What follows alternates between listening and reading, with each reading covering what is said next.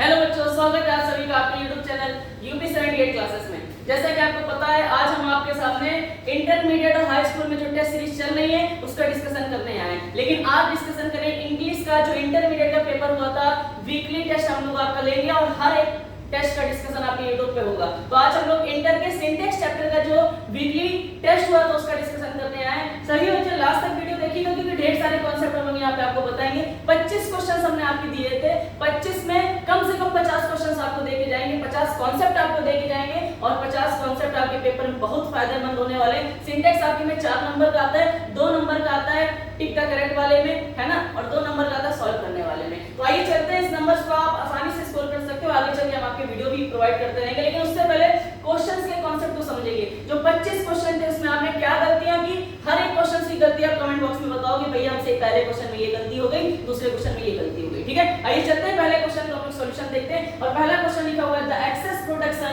Is usually imported abroad. Import का मतलब होता है आयात करना बेटा, इंपोर्ट का मतलब क्या होता है, आयात करना, है ना। अब्रॉड का मतलब होता है विदेश। इसका मतलब हो गया जो सामान था, जो प्रोडक्शन था वो विदेश से लाया गया, विदेश से लाया गया। एक बात बताओ बेटा, जब हम लोग अपने देश में हैं और अपने देश में जब कोई सामान लाते हैं तो इसका मतलब बनी सी बात है कि देश से बाहर से ही लाते हैं। तो जब देश से बाहर से ही लाते हैं तो हम लोग यहाँ पर अब्रॉड की मीनिंग को काट देंगे। क्यों? क्योंकि अब्रॉड का मतलब विदेश होता है, आयात का मतलब भी होता है लाना, और लाते कहाँ से, बाहर से ही लाते हैं ना। तो यहाँ पे बाहर के 2 सेंस निकलेंगे, इसलिए अच्छा आयात का मतलब मंगाना, कहाँ से मंगाएंगे, अपने देश से तो मंगाएंगे नहीं, क्योंकि अपने देश से जो सामान मंगाएंगे उसको इंपोर्ट थोड़ी ना कहेंगे। इंपोर्ट का मतलब होता है किसी दूसरे देश से मंगाना, और किसी दूसरे देश से मंगाने का मतलब ही इंपोर्ट होता है। इसलिए इंपोर्ट ही इसके दोनों मीनिंग रखना है। इंपोर्ट का मतलब ही है आयात करना किसी दूसरे देश से, ठीक है। इसलिए अब्रॉड शब्द का यहाँ प्रयोग नहीं होगा, क्योंकि अब्रॉड का मतलब विदेश होता है। सर क्यों नहीं होगा?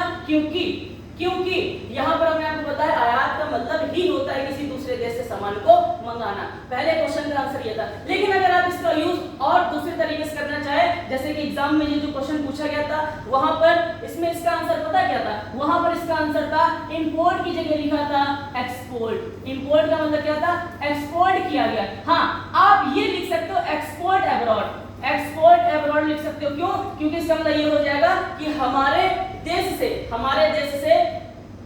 किसी दूसरे देश को सामान भेजा गया, अधिक मात्रा में सामान भेजा गया। तो सबसे पहले मेरी आप एक बात समझ लीजिए, इंपोर्ट का मतलब होता है सामान मंगाना, सामान आयात करना, ठीक है, सामान को आयात करना, ठीक है। तो सबसे पहले आपको बात ध्यान रखनी है, आयात करेंगे तो किसी दूसरे देश से ही मंगाएंगे, किसी दूसरे देश को ही भेजेंगे। जब किसी दूसरे देश से मंगाएंगे या किसी दूसरे देश को भेजेंगे तो वहां किसी दूसरे देश का नाम या किसी दूसरे देश का सेंस उपयोग नहीं करना है। इसलिए यहाँ पे अब्रॉड शब्द को हम लोग काट देंगे कि अब्रॉड का मतलब होता है विदेश, ठीक है। क्यों काटा? क्योंकि इंपोर्टेड का मतलब ही क्या होता है, इंपोर्टेड का मतलब ही होता है आयात करना, और आयात हम लोग किससे करते हैं, किसी दूसरे देश से ही करता है, ठीक है। तो पहले क्वेश्चन का आंसर होगा या तो अब्रॉड हटा दीजिए या तो इंपोर्टेड की जगह आप एक्सपोर्टेड अब्रॉड लिख दीजिए, ठीक है। ध्यान रखिएगा ये क्वेश्चन का आंसर है, ध्यान रखिएगा पेपर में ये क्वेश्चन आएगा 2018 का है। अभी तक ये क्वेश्चन 18 के बाद नहीं पूछा गया, इसलिए आपके लिए इंपॉर्टेंट है। नेक्स्ट क्वेश्चन आपके लिए यहाँ पे आप लोग लिखे हुए हैं, he is well acquainted to me. देखो एक्वेंटेड का मतलब होता है परिचित, एक्वेंटेड का मतलब होता है परिचित, और एक फिक्स प्रीपोजिशन का क्वेश्चन आप लोग ध्यान रखेंगे।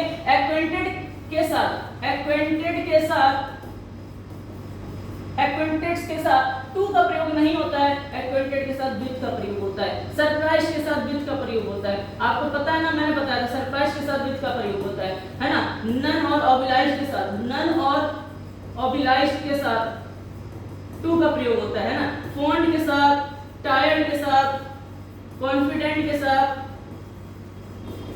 इन सब के साथ ऑफ का प्रयोग होता है। और भी मैंने क्लास में आपको चीजें बताई थी, फॉन्ड ऑफ का मतलब शौकीन, टायर्ड ऑफ का मतलब थका हुआ, ये सारी की सारी चीजें मैं आपको क्लास में बता चुका हूं। इससे ज्यादा प्रीपोजिशन आपको मैंने बताई है। अभी के लिए हम लोग सिर्फ क्वेश्चंस का डिस्कशन कर रहे हैं, तो जो कॉन्सेप्ट हम आपको बता सकते हैं, जितने हम बता सकते हैं उतने हम आपको बताते हुए चल रहे हैं, ठीक है। तो मेरे प्यारे बच्चों, यहाँ पर सबसे पहले एक्वेंटेड मतलब परिचित होना, और हम उससे अच्छी तरह से, वह जो है मुझसे, इसका मतलब हो गया ही इज वेल एक्वेंटेड, वह मुझसे बहुत अच्छी तरीके से क्या है, परिचित है। जब किसी के साथ बेटा परिचित होते हैं तो किसी के साथ होते, तो के साथ के लिए हम लोग किसका उपयोग करते हैं, विद प्रीपोजिशन का प्रयोग करते हैं। इसलिए यहाँ पे एरर क्या थी, टू की जगह आना चाहिए था विद, इसलिए इसका क्वेश्चन का आंसर हो जाएगा ही is well acquainted with me, ठीक है, ध्यान रखिएगा। आइए नेक्स्ट क्वेश्चन हम लोग आपके सामने यहाँ पे लिखे हैं, I have come at Delhi a month ago, याद करो, अ मंथ एगो। मैंने आपसे कहा था एक ऐसा वर्ड जो पास्ट को दिखाता है, एक ऐसा वर्ड जो पास्ट के टाइम को दिखाता है, जैसे last day, last year, last month, last year, last month, last day, last week, yesterday. ये कुछ वर्ड्स हमने आपको बताए थे जो पास्ट के टाइम को दिखाते हैं। और एक ऐसा सेंटेंस जिसमें पास्ट का टाइम दे रखा हो, वह सेंटेंस मेरे प्यारे बच्चे, वह सेंटेंस हमारे पास्ट इंडेफिनिट टेंस का होता है। ये हमने आपको बात बताई थी। मैं यहाँ पे लिख दे रहा हूँ एक ऐसा सेंटेंस जिसमें पास्ट टाइम दे रखा हो। क्या दे रखा हो? Past time. जैसे यहाँ पे लिखा a month ago, yesterday, last day, last week, last month, et cetera. ऐसे बहुत सारे वर्ड्स हैं जो पास्ट के टाइम को दिखाते हैं। और एक ऐसा वर्ड जो पास्ट के टाइम को दिखाता है तो वो जो सेंटेंस होता है मेरे प्यारे बच्चों, वो सेंटेंस होता है पास्ट इंडेफिनिट टेंस का।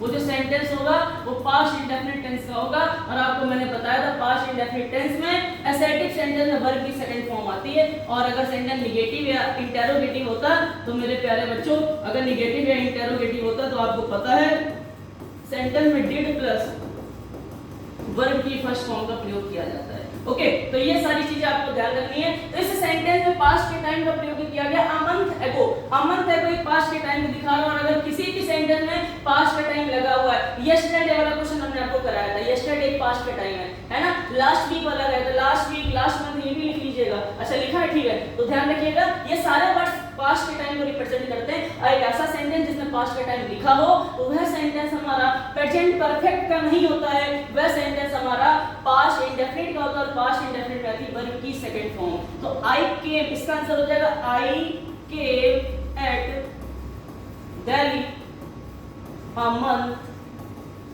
एगो। ये इस क्वेश्चन का क्या हो जाएगा मेरे प्यारे बच्चों? आंसर हो जाएगा। ठीक है, तो ध्यान रखिएगा इस क्वेश्चन का आंसर। ठीक है, द नेक्स्ट क्वेश्चन है 4th नंबर, आप अपने सीट में देखिएगा जो मैंने दिया था। The jealousy is bad, the jealousy is bad. ये क्वेश्चन का आंसर क्या होगा आपको वैसे बताना है, आपने किया भी होगा। अगर नहीं किया है तो हम आपके सामने बताने जा रहे हैं। ये आप लोगों ने नोट कर लिया होगा ना, नोट कर लीजिएगा, इसको हम लोग रफ कर ले रहे हैं। तो यहीं पे हम आपके सामने एक कॉन्सेप्ट लिखने जा रहे हैं जो कि आपको मैंने नाउन जब पढ़ाया था तो आपको बताया था कि no article should be used, no article should be used before the material noun and abstract noun, because material noun and abstract noun is a uncountable noun। और uncountable noun जितने होते हैं या abstract noun और material noun जो होते हैं उनके पहले ना तो आर्टिकल का प्रयोग होता है और ना तो मेरे प्यारे बच्चों SEIS का प्रयोग होता है। ध्यान रखिएगा abstract noun के पहले कभी भी आर्टिकल का प्रयोग नहीं होता। ये कॉन्सेप्ट लिख लीजिएगा, no article should be used before abstract noun, no article, no article. abstract noun के पहले, abstract noun के पहले आर्टिकल का प्रयोग नहीं होता है। इसलिए आपने ध्यान नहीं दिया होगा लेकिन हम आपको बताते हैं। ये जो जेलसी शब्द है ये एक abstract noun है, इसको हम फील करते हैं, इसको देख नहीं सकते। a noun we can feel and we can touch, a noun neither be seen nor be touched is called abstract noun। एक वर्ड या एक ऐसा शब्द जिसको हम लोग फील कर सकते हैं, टच नहीं कर सकते, neither be touched nor be seen, ना तो टच कर सकते हैं ना तो छू सकते हैं। we can felt only, जिसको सिर्फ और सिर्फ हम लोग फील कर सकते हैं, is called abstract noun। उसको क्या कहते हैं? abstract noun कहते हैं। तो ये जो जेलसी है, लव है ना, ये सारे के सारे जो वर्ड्स हैं, ये सारे के सारे वर्ड्स मेरे प्यारे बच्चों abstract noun होते हैं। तो ये जो जेलसी है एक abstract noun है और abstract noun के पहले आर्टिकल का प्रयोग नहीं होता, यहाँ दा लगा हुआ था, यही इसकी गलती है। इसलिए आप लोगों के सामने इसका आंसर होगा सिर्फ और सिर्फ jealousy is bad, jealousy is bad।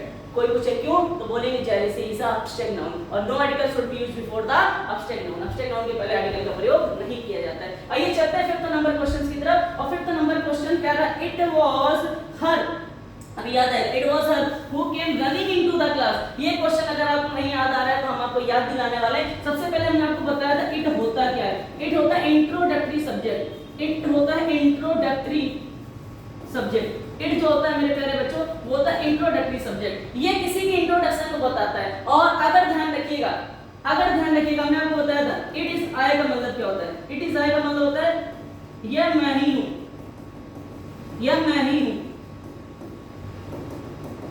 It is he का मतलब होता है यह वही है, ऐसे बोलते हैं ना, ये वही है या तो वही है। इट इज सी का मतलब क्या होता है? इसका मतलब यही होगा ये वही है। तो अगर आपको याद नहीं है तो याद रख लीजिए कि इंट्रोडक्टरी सब्जेक्ट के बाद अगर कोई भी प्रोनाउन यूज करते हैं तो उसका सब्जेक्टिव केस यूज किया जाता है, ना कि ऑब्जेक्टिव केस यूज किया जाता है। ध्यान रखिएगा आप लोग, यहाँ पे आंसर इसका क्या होगा, इट वाज हर लिखा हुआ है, her is the objective case, it is not used in this sentence. इस सेंटेंस में क्या यूज होगा, इस सेंटेंस में यूज होगा सी। सर क्यों? क्योंकि हमने आपको बताया था कि इट के बाद अगर कोई भी प्रोनाउन आ रहा है, इट के बाद अगर कोई भी प्रोनाउन आ रहा है तो मेरे प्यारे बच्चों उस प्रोनाउन का सब्जेक्टिव केस लिखा जाता है, ना कि ऑब्जेक्टिव केस लिखा जाता है। देखिए इट इज हर नहीं होगा, इसका हो जाएगा इट वाज सी, यह वही थी, यह वही थी हु जो कि क्लास में दौड़कर आई, क्लास में दौड़कर आई, ये वही लड़की थी जो क्लास में दौड़कर आई थी। इट इज आई का मतलब होता है ये मैं ही हूँ, इट इज ही का मतलब होता है ये वही है, इट इज सी का मतलब होता है ये वही है, इट इज यू का मतलब होता है ये तुम ही हो। ऐसे क्वेश्चन हमने आपको बताए थे कि नहीं बताए थे? बताए थे, लेकिन आपने प्यारे बच्चों ध्यान से नहीं सुना होगा।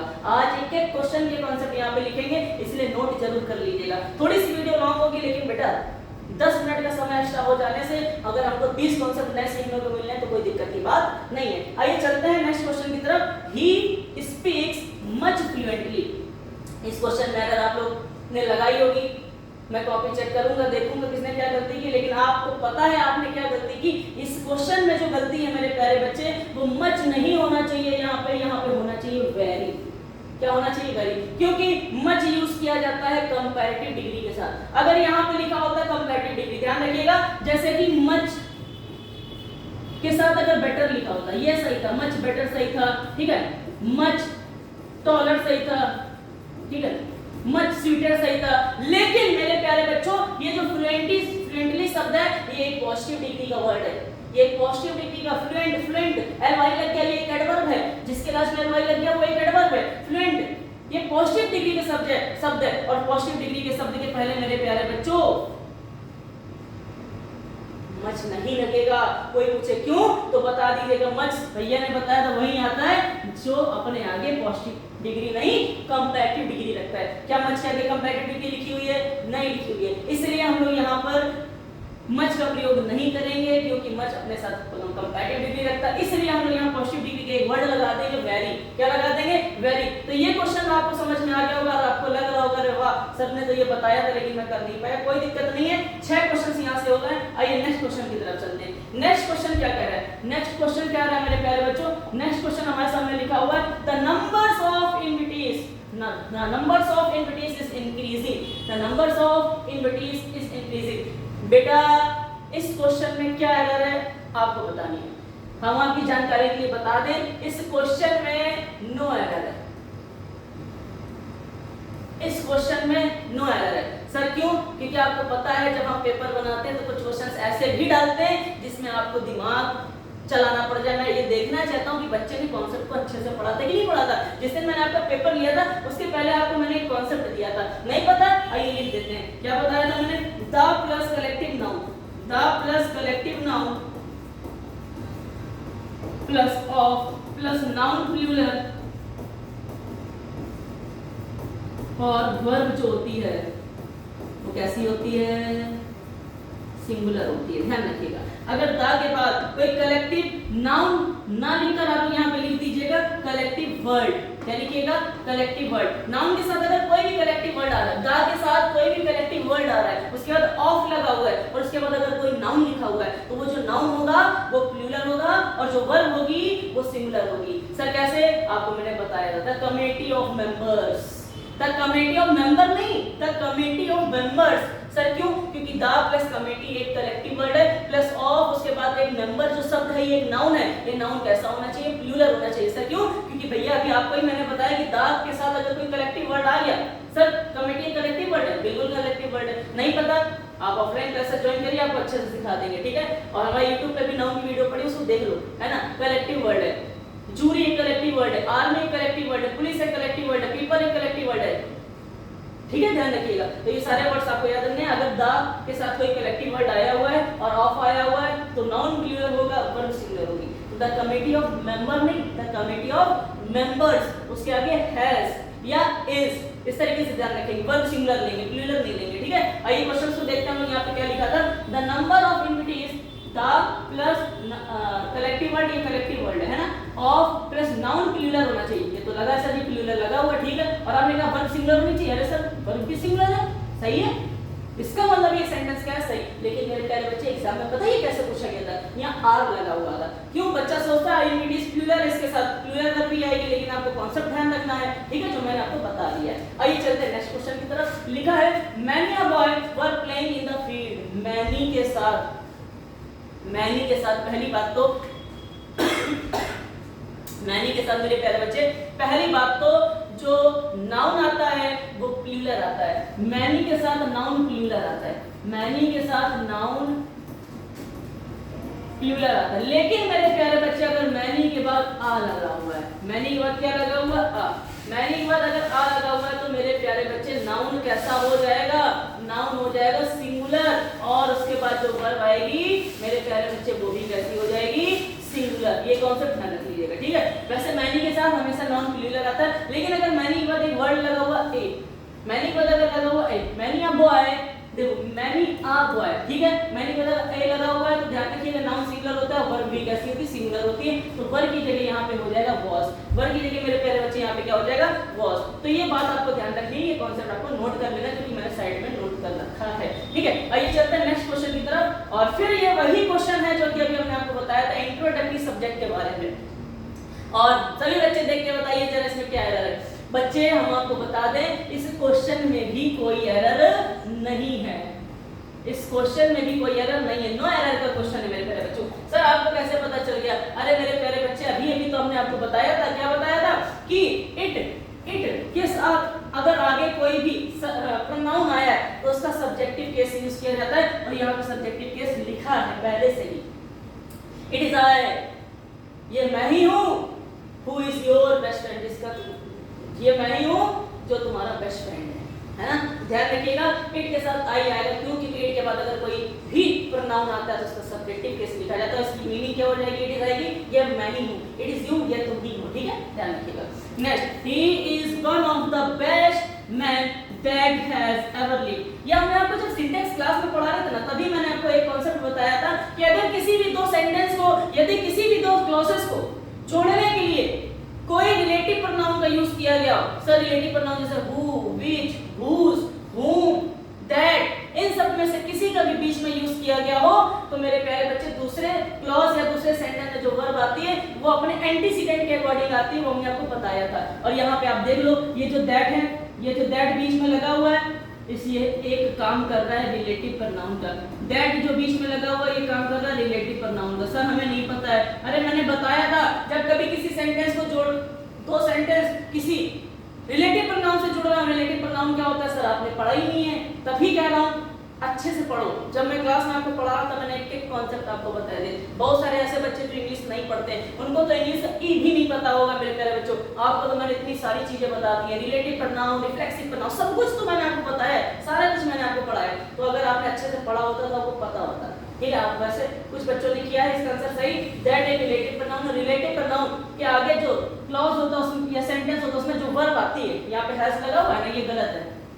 क्यों? क्योंकि जो वर्ब आती है वो अपने एंटीसीडेंट के अकॉर्डिंग आती है। एंटीसीडेंट मतलब होता है पूर्व, एंटीसीडेंट मतलब होता है बेटा पूर्व, और इसका पूर्व, इसका पहले वाला नाउन क्या है, मैन। और सर ध्यान रखिएगा M-A-N सिंगुलर होता है और M-E-N प्लूरल होता है, M-A-N सिंगुलर होता है और M-E-N प्लूरल होता है। तो ये जो M-E-N लगा हुआ है मेरे प्यारे बच्चे, ये प्लूरल नाउन है। और जब कभी भी दो क्लॉजेस को, दो सेंटेंसेस को जोड़ने वाला रिलेटिव प्रोनाउन हो तो दूसरे क्लॉज या दूसरे सेंटेंस में जो वर्ब आएगी वो अपने एंटीसीडेंट के अकॉर्डिंग आएगी, रिलेटिव प्रोनाउन के पहले लिखे हुए नाउन के अकॉर्डिंग आएगी। इससे पहले मैन लिखा है, मैन एक प्लूरल वर्ड है इसलिए यहाँ पे प्लूरल वर्ब आएगी, हैज नहीं यहाँ पे हैव आएगा, हैज नहीं आएगा मेरे प्यारे बच्चे, यहाँ पे हैव आएगा, ठीक है, ध्यान रखिएगा। चलिए नेक्स्ट क्वेश्चन यहाँ पे लिखा हुआ है, आई am grateful for you to your kindness, I am grateful for you to your kindness। तो हमने आपको बताया भी था, सर नहीं पता तो ध्यान रखिएगा, ग्रेटफुल के साथ भी क्या आता है, टू आता है। ग्रेटफुल के साथ भी क्या आता है बेटा, टू आता है, ठीक है। तो यहाँ पे इसका मतलब हो जाएगा मैं आपकी दयालुता का आभारी हूँ, ठीक है। तो ध्यान रखिएगा इसका आंसर हो जाएगा I am grateful to you to your kindness. अगर आपको यहाँ से ये हटाना है तो आप इसको ये भी लिख सकते हैं, आई am grateful your kindness, I am grateful your kindness, ठीक है, ध्यान रखिएगा। तो ग्रेटफुल के साथ टू आता है, बस इतना ध्यान रखिए। आइए चलते हैं। He is most perfect gentleman. ये देखिए हमने आपको ये क्वेश्चन क्लास में कराया था मेरे प्यारे बच्चे कि एक ऐसा वर्ड जो कंप्लीट डिग्री रखता हो, एक ऐसा वर्ड जो कंप्लीट सेंस रखता हो, जैसे कि यूनिक, एंटायर, होल, कंप्लीट और परफेक्ट। ऐसे बहुत सारे वर्ड्स हैं जो हमने आपको बताए थे क्लास में।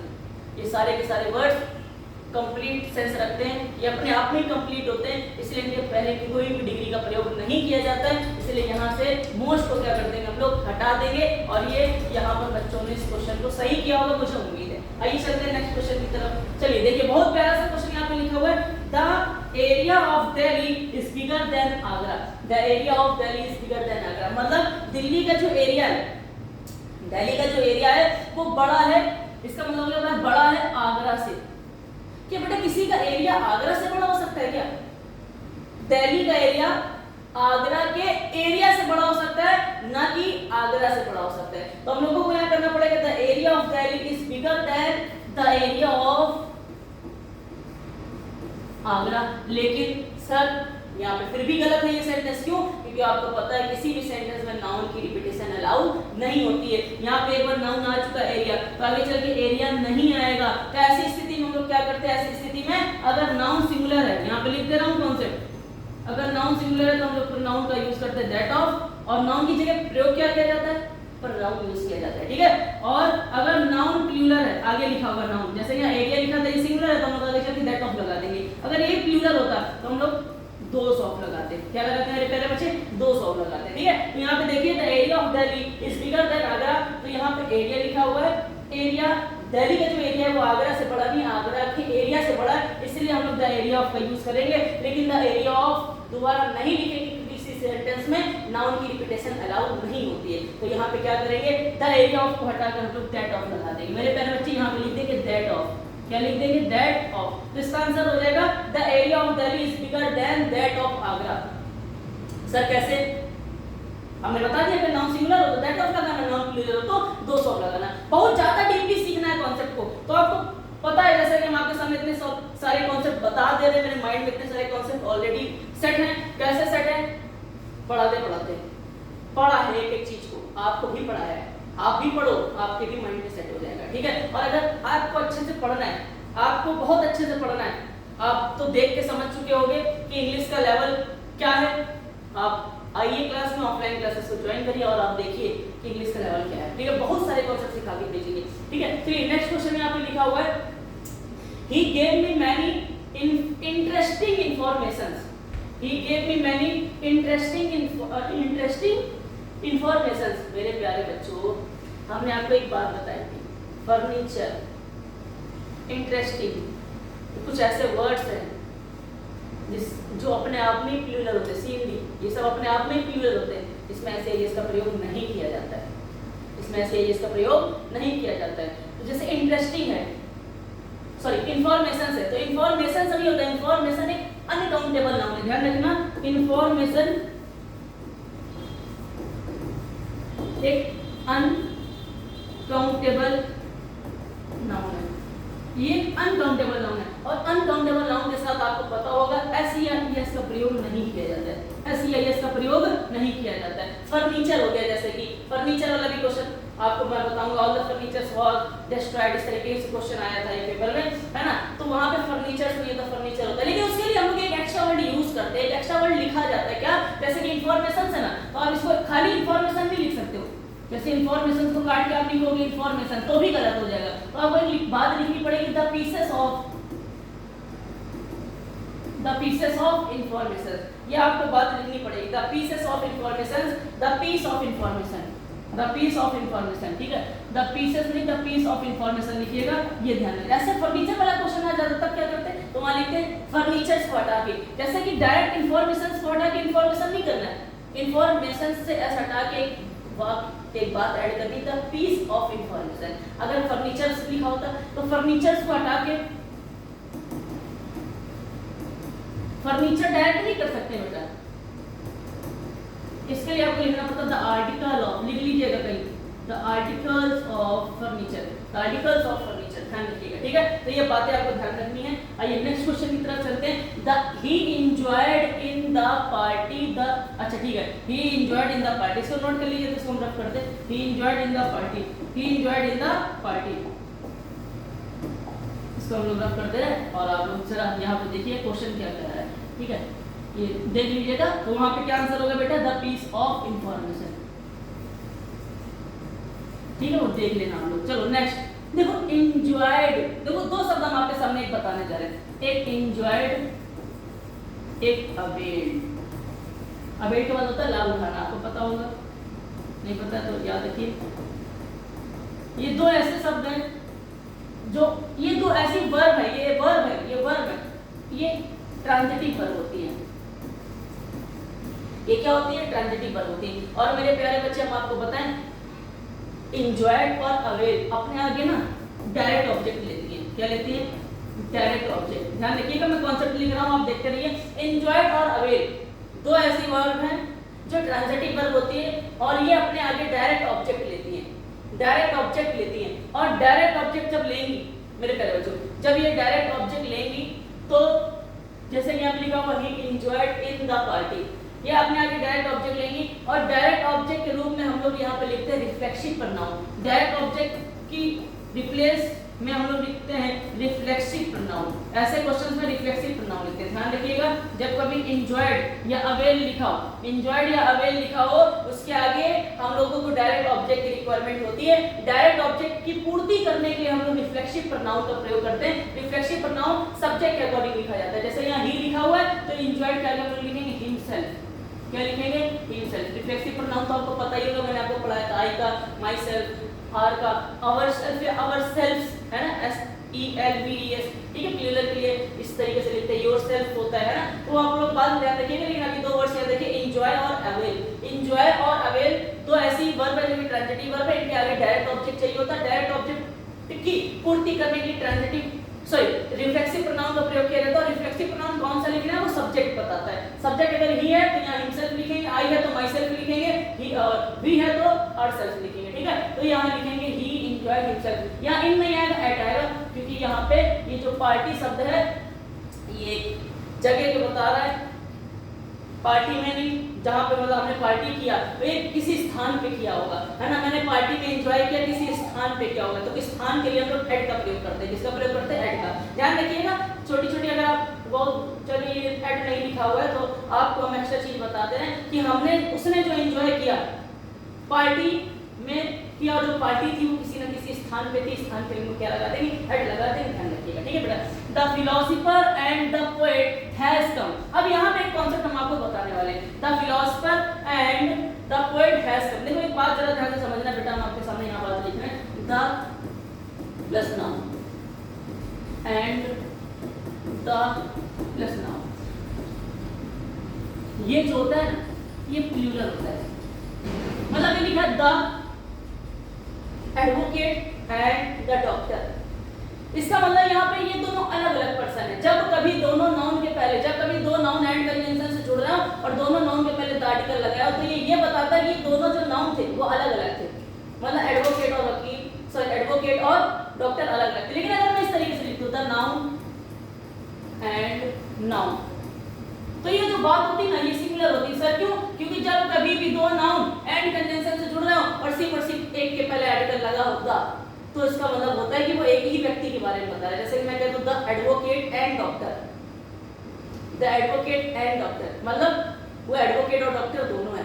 मतलब एक ही व्यक्ति एडवोकेट भी और डॉक्टर भी, एक ही व्यक्ति एडवोकेट भी और डॉक्टर भी। तो जब कभी भी किसी दो नाउन एंड कंजंक्शन से जुड़े हो, किसी एक के पहले द आर्टिकल लगाओ, तो मेरे प्यारे बच्चे वह सिंगुलर को रिप्रेजेंट करता है। और जब कभी दो नाउन एंड कंजंक्शन से जुड़े हो, दोनों के पहले द आर्टिकल लगाओ, तो वो अलग अलग व्यक्ति होता है। और अलग अलग व्यक्ति के मतलब दो व्यक्ति हो गए, और जहां दो व्यक्ति हो जाएंगे वो प्लूरल बन जाएगा। प्लूरल बन जाएगा तो वर्ब भी कैसी आएगी, प्लूरल आएगी। तो हैज नहीं होना चाहिए था, हैव होना चाहिए था। हैज नहीं होना चाहिए था, क्या होना चाहिए था, हैव होना चाहिए था। ठीक है, ध्यान रखिएगा।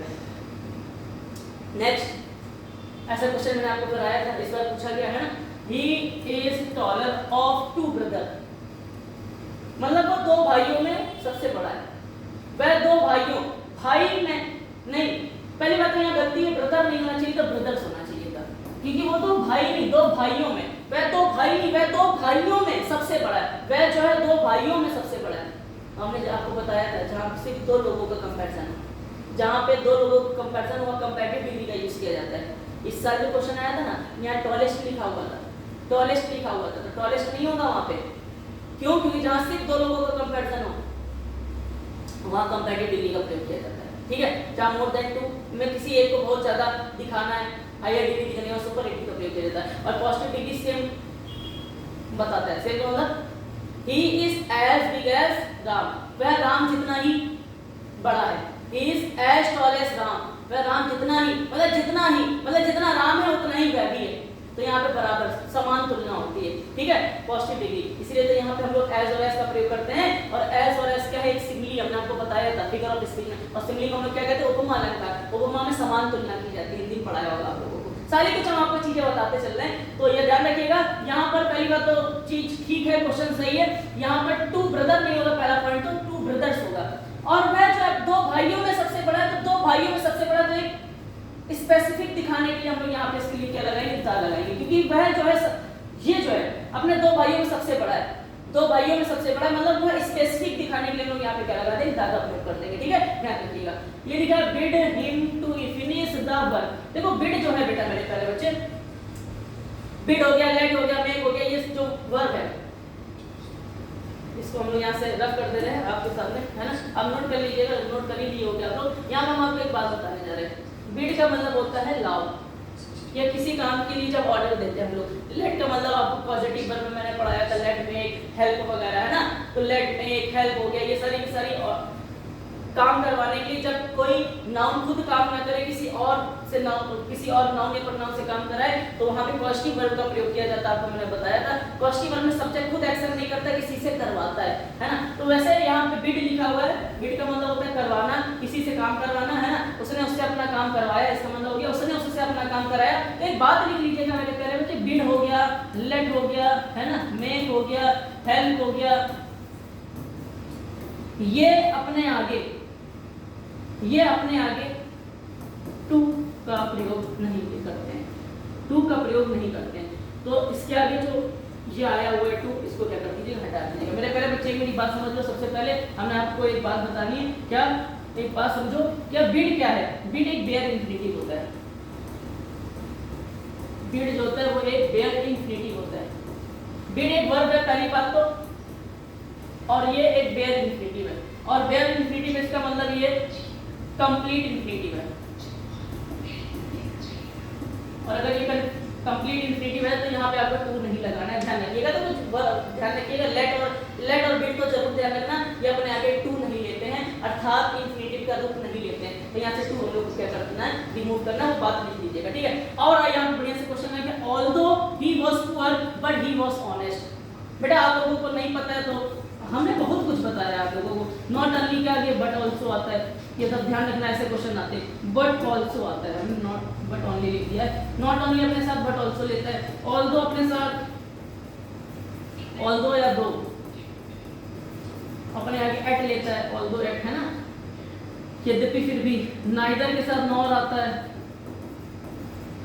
आइदर के साथ और आता है। आपको बताया था ना, जब जाते जाते आपको बहुत सारे कॉन्सेप्ट देखे जाएंगे। ऐसे क्वेश्चन पेपर में पूछे जाते, ध्यान रखिएगा। वैसे यहाँ पे अभी के लिए यहाँ पे ये ऑल्दो लगा हुआ है, ऑल्दो के साथ बट का प्रयोग नहीं होता है, ऑल्दो के साथ एट का प्रयोग होता है, ऑल्दो के साथ एट का प्रयोग होता है, ध्यान रखिएगा।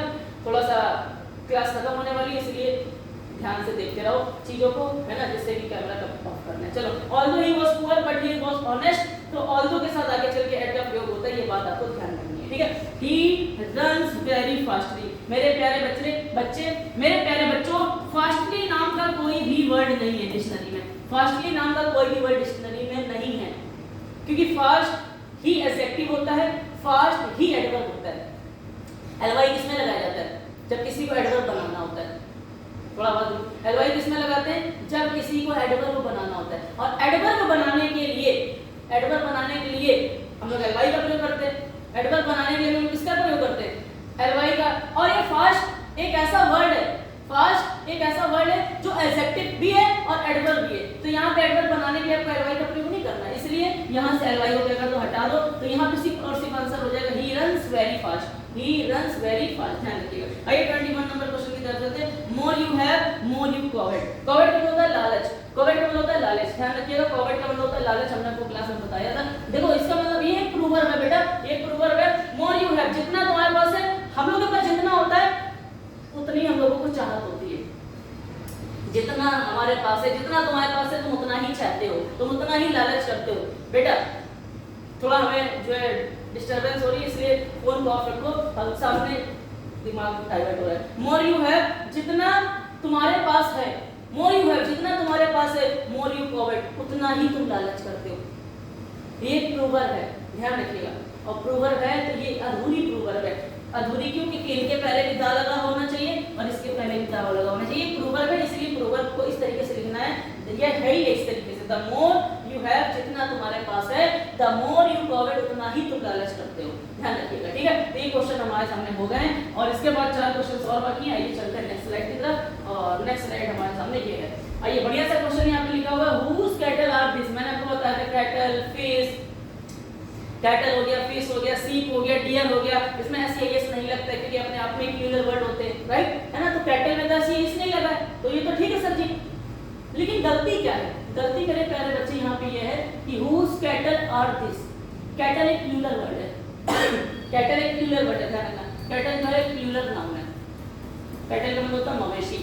कैटल एक प्लूरल नाउन है। प्लूरल नाउन अगर है तो आगे चल के जो डेमोंस्ट्रेटिव प्रोनाउन आएगा, आगे चल के जो डेमोंस्ट्रेटिव प्रोनाउन आएगा वो हमारा प्लूरल ही आएगा, दिस नहीं दिस होगा। दिस एक सिंगुलर होता है, दिस और दैट, ध्यान रखिएगा, आपको मैंने बताया था दिस और दैट ये सिंगुलर होते हैं, और दीस और दोस ये कैसे होते हैं? प्लूरल होते हैं। इसका मतलब होता है ये है, इसका मतलब वह है, ये इसका मतलब है ये, इसका मतलब वे, है ना। ये दिस और दिस ये नियर के लिए आता है, और दैट और दोस ये फॉर के लिए आता है, दूर के लिए आता है। नियर का मतलब ये पास के लिए आता है ना। ये सारी कुछ हमने आपको क्लास में चीजें पढ़ा रखी हैं। अभी के लिए बस इतना जानिए, कैटल एक प्लूरल नाउन है, और अगर ये प्लूरल नाउन है तो आगे चल के जो डेमोंस्ट्रेटिव प्रोनाउन आएगा वो कैसा आएगा? प्लूरल, इसलिए दिस नहीं दिस का प्रयोग होगा, ये ध्यान रखिएगा, ठीक है। आइए चलते हैं next 24 number question. Waters of Ganga and Yamuna are said to be different in colour. पहली बात तो गंगा और यमुना नेम ऑफ रिवर है, name of river, name of mountains, name of canals, name of religious books, name of historical buildings, name of political parties, name of directions, ये सारे के सारे name of university, सबके पहले डेफिनेट आर्टिकल द का प्रयोग किया जाता है, इसलिए इसके पहले तो पहले द लगा, the Ganga and the Yamuna, the Ganga. अच्छा देखो आर लगा हुआ है कि नहीं लगा हुआ है? आर लगा हुआ है और दो नाउन एंड से जुड़ रहे हैं और दोनों के पहले द लगा हुआ है, दोनों पहले दा लगा हुआ है, तो मैंने आपको बताया था प्लूरल होगा, अलग अलग होंगे। तो इसके पहले दा लगा तो द वाटर्स, मतलब जो गंगा और यमुना का पानी है, ठीक है। The waters of Ganga and Yamuna are said to be different in colour, ठीक है, ध्यान रखिएगा। तो इन दोनों के पहले नेम ऑफ रिवर के पहले दा लगा देंगे, वाटर्स के पहले दा लगा देंगे, ठीक है। ये लास्ट क्वेश्चन हमारा यहाँ पे बचा हुआ है, सी एज वेल एज। ध्यान रखना, बहुत प्यारा क्वेश्चन है और इस बार 2026 में ये क्वेश्चन पक्का आएगा। सर क्यों? क्योंकि मैं आपको बता दे रहा हूँ ये 3 साल बहुत अच्छा क्वेश्चन है और 3 सालों से नहीं पूछा जा रहा है, ध्यान रखिएगा। सी एज वेल एज हर, एज वेल एज एक कंजंक्शन है, एज वेल एज एक कंजंक्शन है, और जब कभी कंजंक्शन के लिए दो चीजों को जोड़ रहा हो, दो सब्जेक्ट को जोड़ रहा हो, खासकर एज वेल एज की ध्यान रखना, एज वेल एज अगर दो सब्जेक्ट को जोड़ रहा हो, एज वेल एज किसी दो नाउन या प्रोनाउन को जोड़ रहा हो, एज वेल एज किसी भी दो क्लॉज या सेंटेंस को जोड़ रहा हो, आगे चल के देखो हर फ्रेंड्स लिखा हुआ है, यहाँ सी लिखा हुआ है, ठीक है। ये दो लोगों को जोड़ रहा है, वह और उसका फ्रेंड, ठीक है। तो यहाँ पे एक सब्जेक्ट ये है और एक सब्जेक्ट ये है, सब्जेक्ट नंबर 2 सब्जेक्ट नंबर 1। ध्यान रखना, अगर एज वेल एज के लिए दो सब्जेक्ट को जोड़ता है तो आगे आने वाली जो वर्ब होती है, आगे आने वाली जो वर्ब होती है वो सब्जेक्ट नंबर 1 के अकॉर्डिंग आती है। ध्यान रखना, कहीं लिख लो बेटा एज वेल एज। जब कभी दो सब्जेक्ट को जोड़ता है, सब्जेक्ट 1 और सब्जेक्ट 2, तो उसके आगे जो वर्ब आएगी, ये वर्ब पता है किसके अकॉर्डिंग आएगी? सब्जेक्ट नंबर 1 के अकॉर्डिंग आएगी। ये कॉन्सेप्ट लिख लेना, क्या एज वेल एज जब किन्हीं दो सब्जेक्ट को जोड़ता है, सब्जेक्ट 1 और सब्जेक्ट 2, तो इसके आगे आने वाली जो वर्ब होती है वो सब्जेक्ट 1 के अकॉर्डिंग आती है। तो यहाँ पे क्वेश्चन खत्म हो चुके हैं, आप लोग सही बच्चे ध्यान से देख लो, है ना। क्या see as well as her friends are playing in the match, तो यहाँ पे एज वेल एज लगा हुआ है। एज वेल एज जब दो सब्जेक्ट को जोड़ते हैं तो वर्ब सिंगुलर आती है, ये बात आपको ध्यान रखनी है, सिंगुलर नहीं आती है। थोड़ा सा दिमाग की तरफ जा रहा है मेरा, ध्यान रखिए जब कभी दो सब एज वेल एज किन्हीं दो सब्जेक्ट को जोड़ता है तो जो वर्ब आती है वो सब्जेक्ट नंबर 1 के अकॉर्डिंग आती है। सब्जेक्ट नंबर 1 क्या है? सी सिंगुलर है। सिंगुलर है तो मेरे प्यारे बच्चे यहाँ आर नहीं इज आएगा। ये हमारे 25 के 25 क्वेश्चन यहाँ पे सॉल्व हो गए और हमने आपको ढेर सारे कॉन्सेप्ट बताने की कोशिश की है, ढेर सारे कॉन्सेप्ट बताने की कोशिश की है और हमने पूरा टाइम लिया है। ऐसा नहीं हम 20 मिनट में आपको पूरा खत्म करके चले जाएं, ऐसा नहीं है। हम चाहते हैं कि अगर 25 क्वेश्चन सीख रहे हो तो कम से कम 25 में के 2 गुने या 3 गुने कॉन्सेप्ट भी सीखो। तो हमने आपको 50 से ज्यादा कॉन्सेप्ट आपको सिखा दिए हैं और ये सारे के सारे कॉन्सेप्ट लिखे हुए हैं और आपने आपको 25 के 25 क्वेश्चन आपको बता दिए। अब आपको करना क्या है? सबसे पहले आपको बताना है कमेंट में वीडियो देख के कि आपके कितने क्वेश्चन सही थे।